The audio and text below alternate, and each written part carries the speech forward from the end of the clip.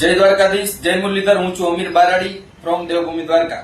અત્યારે મારા લાલા આહિરારે વાત થઈ છે એની ઉપર જે હુમલો કર્યો ખજૂર જાની ઉર્ફે આજે સેવા કરે નીતિન, હવે આ હુમલો અમે વખોડી કાઢી છીએ અને અમારા સમાજના દીકરા ઉપર હુમલો અમે સહન નહીં કરીએ।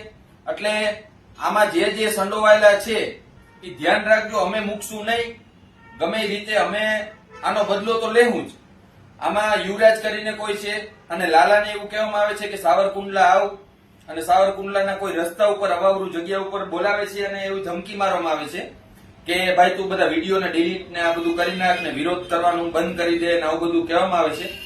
તો આ કઈ બંધ નહીં કરે અને કોઈ વિડીયો ડિલીટ થાય નહીં, અને આહિર સમાજના દીકરા ઉપર હુમલો અમે કોઈ દિવસ સહન નહીં કરીએ।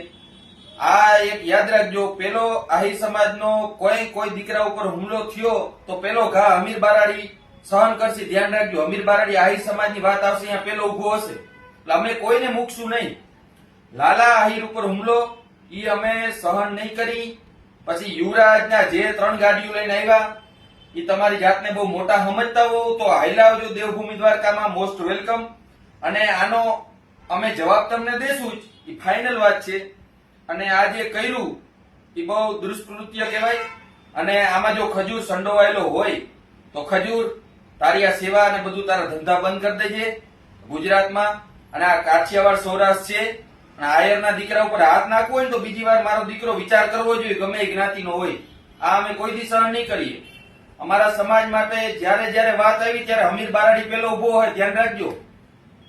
ભલે કદાચ 2 કેસ વધી જાય પણ અમે તમને મૂકશું નહીં, કેમ કે અમારા સમાજ ઉપર વાત આવી, અમારા સમાજના દીકરા દીકરી ઉપર વાત આવી, તેથી અમે લડવાના જ છીએ, બરાબર?